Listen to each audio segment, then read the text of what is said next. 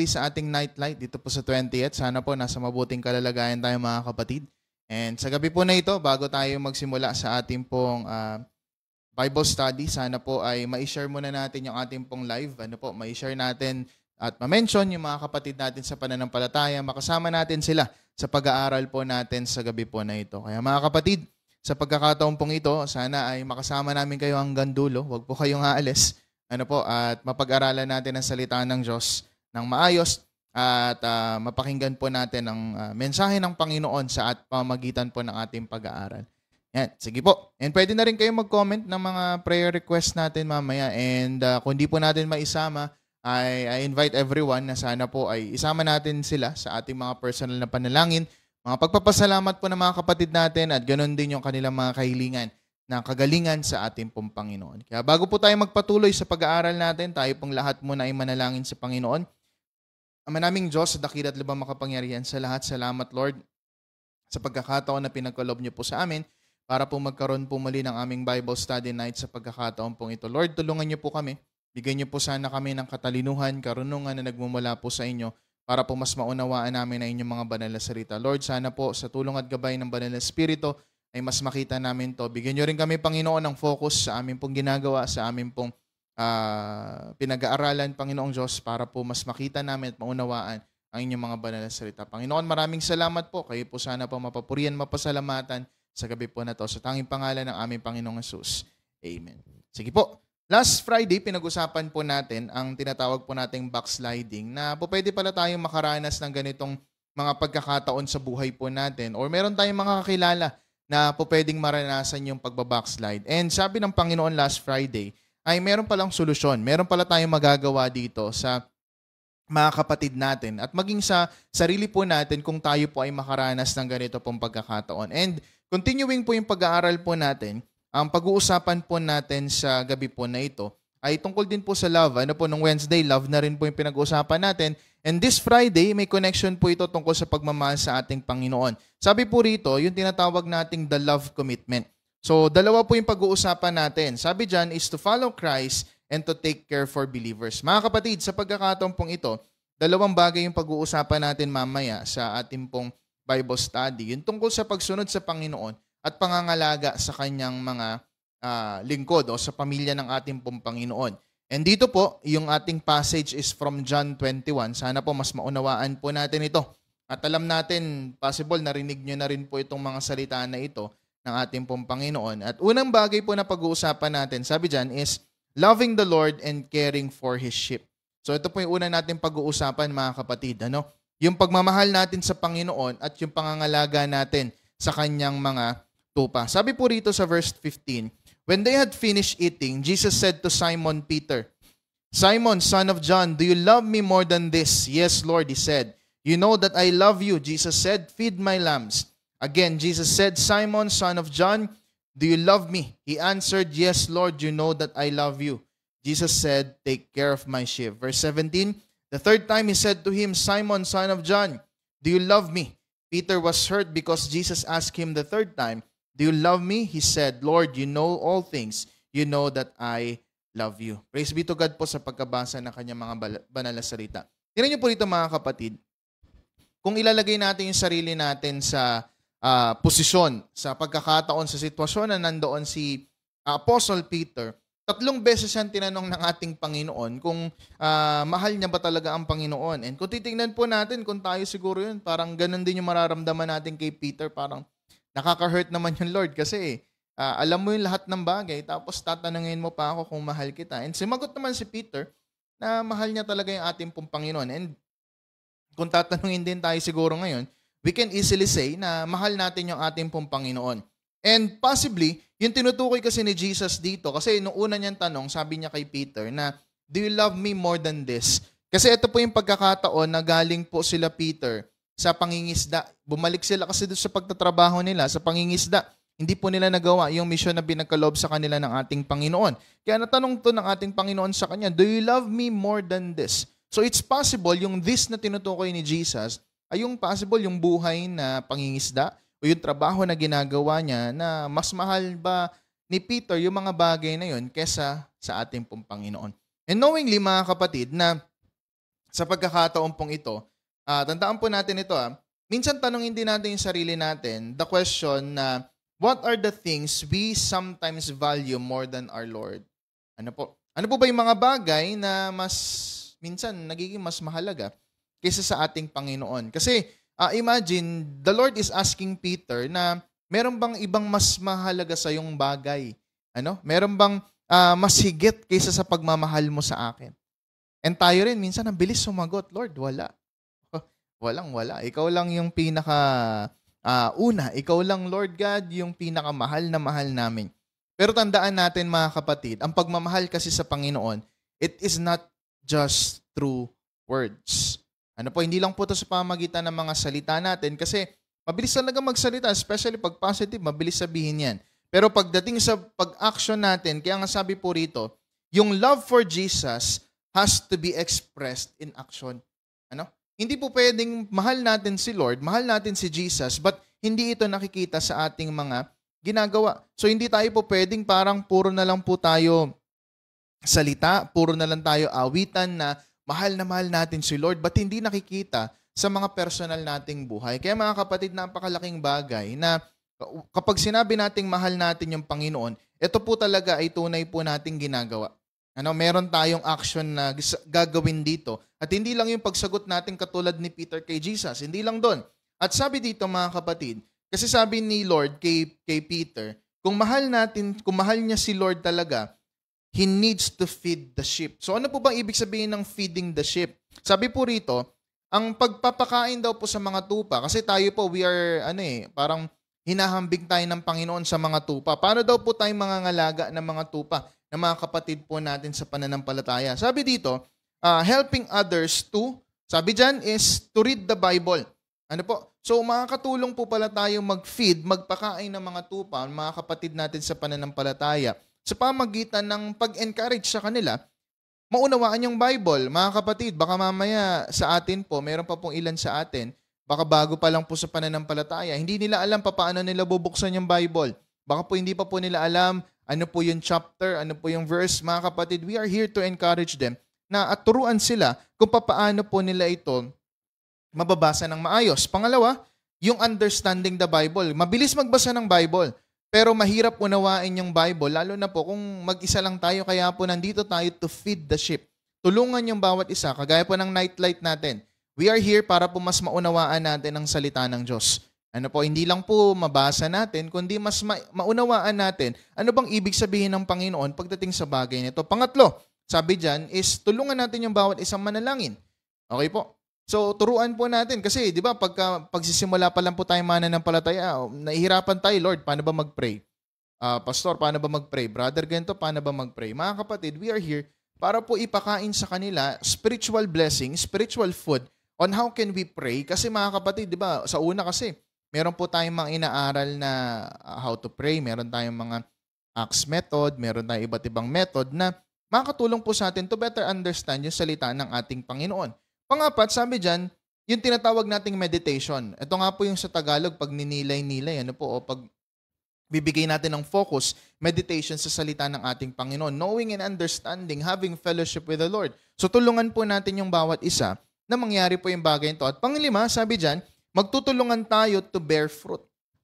We are to encourage one another na magdiligan tayo, magpalakasan tayo, encourage natin, mag-bear tayo ng fruit, both physically and then yung spiritual gifts na pinagkakalob sa atin ng ating pong Panginoon. Kasi mga kapatid, tayo pong lahat, we are all, parang sabi nga ni Lord, meron tayong mga lost sheep, meron tayong mga sheep na nasa Panginoon na, and tayo po, bilang mga leaders na rin, future leaders ng church, or mga magkakapatid sa pananampalataya, we are here para po mag-alagaan tayo sa bawat isa. At hindi lang ito. Ito kasi mga basic principles natin individually. Pero dapat matutunan din po natin to encourage yung bawat isa. Halimbawa, umattend tayo ng worship service, sana lagi tayong puntahan natin yan mga kapatid.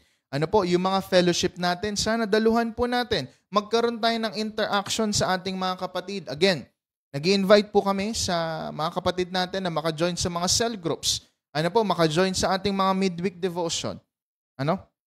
And kung may kakilala tayo na umaattend na ng church, and is not yet baptized pa rin, mga kapatid, we are here to invite them, to encourage them, na maunawaan nila na ito yung command ng Panginoon na dapat po nating sinusunod. Kaya mga kapatid, sana mas maunawaan natin that we need to take care of the sheep na pinagkakaloob sa atin ng Diyos. And magagawa natin yun kung mamahalin natin si Lord. Maalagaan natin yung mga kapwa natin. Maalagaan natin yung mga tupa ng ating pong Panginoon. Pangalawa, sabi po rito, yung tinatawag nating following Christ forever. Yan, nilagyan natin ng forever kasi mabilis mag-follow kay Jesus, pero yung pangahawakan natin to sa haba ng panahon, dito tayo medyo nahihirapan. Kaya mga kapatid, sa gabi po na to, yung love commitment, it involves following Jesus consistently. Ano po? Following Jesus forever hanggang sa buhay, matapos yung buhay natin sa mundong ginagalawan natin. Sabi po dito sa John 21:18, sabi sa verse natin, "Very truly I tell you, when you were younger, you dressed yourself and went where you wanted. But when you are old, you will stretch out your hands, and someone else will dress you and lead you where you do not want to go." Sabi sa 19, Jesus said this to indicate the kind of death by which Peter would glorify God. Then he said to him, "Follow me." Imagine the Lord is parang magaling talaga siya mag-relay ng mensahe sa kanya pong mga tinuturuan, especially dito kina Peter.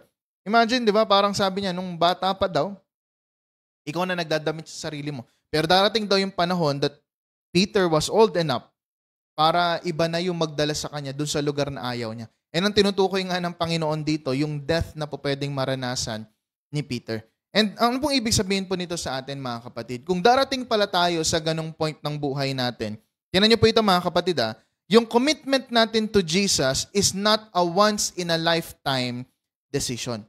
Okay po? Yes, nag-yes tayo kay Lord, but ang commitment natin kay Jesus is not once in a lifetime. Ito po ay araw-araw na pagpili sa ating Panginoon. There would come a time na kailangan nating i-recommit yung sarili natin sa ating Panginoong Hesus. Kaya po sana, mga kapatid, mas makita po natin na yung commitment natin kay Jesus, hindi lang yan once in a lifetime. Okay? Ang commitment natin kay Jesus, araw-araw po natin itong gagawin sa ating pong buhay. Okay? Sabi pa po rito sa John 21 verse 20 to 21. Peter turned and saw that the disciple whom Jesus loved was following them. This was the one who had leaned back against Jesus at the supper and had said, "Lord, who is going to betray you?" When Peter saw him, he asked, "Lord, what about him?" Verse 22, Jesus answered, "If I want him to remain alive until I return, what is that to you? You must follow me." Verse 23, because of this, the rumor spread among the believers that this disciple would not die. But Jesus did not say that he would not die. He only said, "If I want him to remain alive until I return, what is that to you?" Verse 24, this is the disciple who testifies to these things and who wrote them down. We know that his testimony is true. Jesus did many other things as well. If every one of them were written down, I suppose that even the whole world would not have room for the books that would be written. Blessed be the reading of God's words. Sinan niyo po ito. Medyo, ano po yung binanggit dito ng ating Panginoon, Na kasi parang nagselos na si Peter dito na bakit si John? Bakit itong lingkod mo na ito? Ano bang po pwedeng mangyari sa kanya? Mamamatay din ba siya? And sabi ng Panginoon, kung gugustuhin niya, kayang gawin niyo ng Panginoon.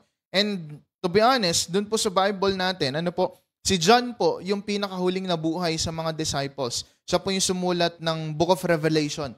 Pinakita sa kanya ng Panginoon what would happen in the future or what is happening sa panahon po natin ngayon. Kaya mga kapatid, makikita natin dito na ito pong pagkakataon po na ito, pagdating kay Peter, although nakaramdam siya ng medyo selos, inggit sa kapwa niyang lingkod. Alam niyo po, kapag tayo naglilingkod kay Lord, when we are serving the Lord, please do not compare yourself sa ibang tao. Kasi po, we are responsible, hindi dun sa ibang tao, but we are responsible to the Lord.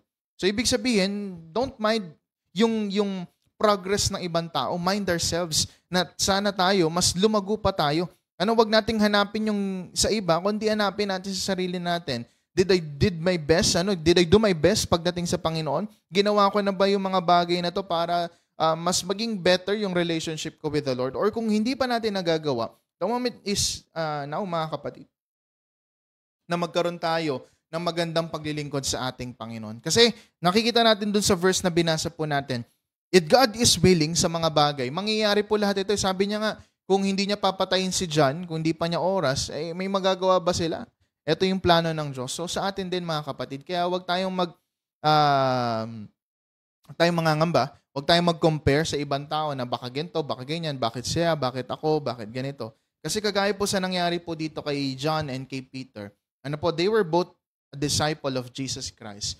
But sana, tayo rin po, huwag tayong makaranas ng mga ganito mga pagkakataon sa ating pong buhay. Kaya mga kapatid, I encourage everyone na kung tayo man po ay naglilingkod ngayon sa ating Panginoon o magbibigay na tayo dun sa love commitment natin, dalawa yung iniwan ng Diyos sa atin. Una, ay mahalin natin yung Panginoon at pangalagaan natin yung kanyang mga sheep. Pangalawa, ay sundan natin si Jesus magpakailanman sa buong buhay na meron tayo. Kaya nga sabi po rito mga kapatid, let's ask this question sa sarili natin.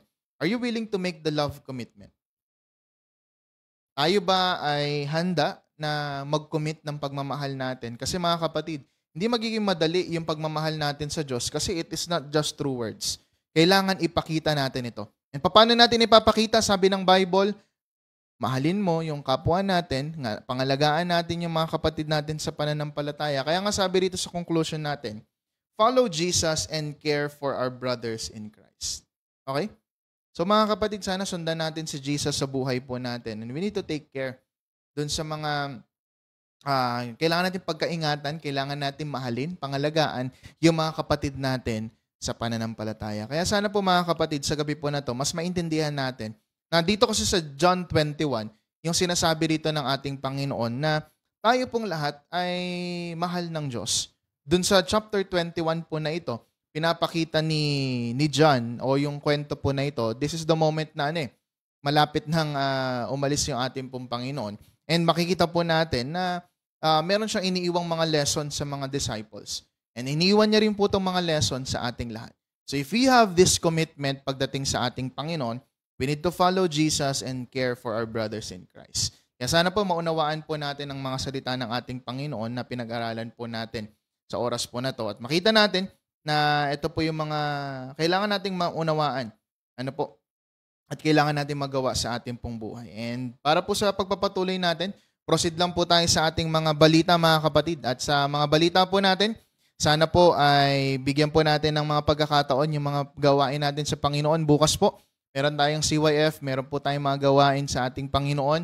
Sana po daluhan po natin, mga kabataan nandyan. Sana po makasama po namin kayo. Sa Sunday Worship, sana po makasama rin po namin kayo mga kapatid. See you po sa ating pananambahan. Ganon din po sa mga next nating fellowship, yung ating pong Love Fellowship this coming February 15. Sana po magkasama-sama po tayo. At magkita-kita po tayo na umattend. Yung registration natin ay 100 po. See you po mga kapatid. At sana ay makapag-register tayo. Kung di pa po kayo registered, ay samahan po natin yung ating mga kapatid sa pananampalataya. Pa-register na tayo. Kausapin niyo po yung ating mga leaders ng kababaihan at mga kalalakihan na maka-join sa gawain po na ito. At yun lamang po mga kapatid ang ating mga balita. At sana po ay magkita-kita at magkasama-sama po tayo sa ating susunod po na pag-aaral. Tayo pong lahat po mga kapatid ay manalangin po sa ating pong Panginoon. Let us all pray.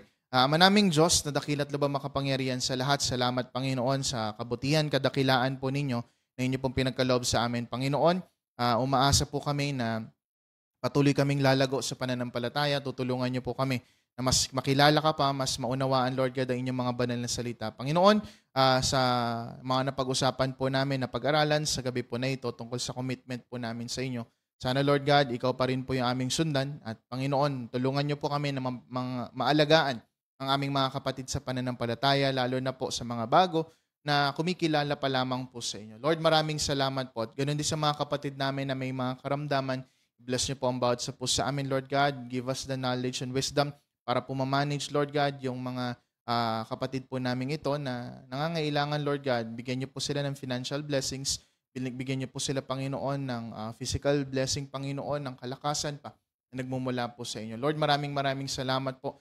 And ganoon din, Panginoon, umaasa po kami na hindi mo pababayaan ang bawat sa po sa amin. At Lord God, kayo po sana po mangun at magpala sa amin sa lahat pa po ng aming gagawin sa gabi po na ito. Lord, maraming salamat po sa namin ibinabalik ang lahat ng ito sa tanging pangalan ng aming Panginoong Hesus. Amen. God bless po sa ating lahat mga kapatid and see you po sa ating susunod na Nightlight.